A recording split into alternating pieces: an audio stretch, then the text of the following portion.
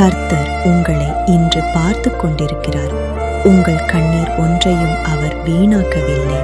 நீங்கள் அமைதியாக ஜெபித்த ஜெபங்களையும் யாருக்கும் சொல்லாமல் நீங்கள் சுமந்த பாரங்களையும் கர்த்தர் நன்றாக அறிந்திருக்கிறார்.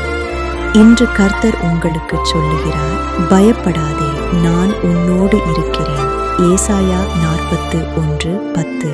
உங்கள் வாழ்க்கையில் தடை போல் இருந்த கதவுகள் இன்று திறக்கப்படப் போகிறது. தாமதம் என்று நீங்கள் நினைத்தது தேவனுடைய நேரத்தில் அதிசயமாக மாறப்போகிறது. நீங்கள் காத்திருந்த ஆசீர்வாதம் உங்கள் வீட்டிற்குள் நுழையப் போகிறது.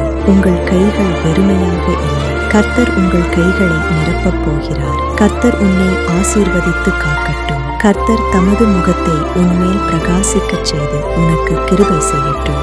என்னாகமம் 6:24-26 வரை. இன்று முதல் உங்கள் வாழ்க்கையில் சோர்வு அல்ல, சந்தோஷம்; தோல்வி அல்ல, வெற்றி; குறை அல்ல, நிறைவு. இயேசுவின் நாமத்தில் ஆமென்.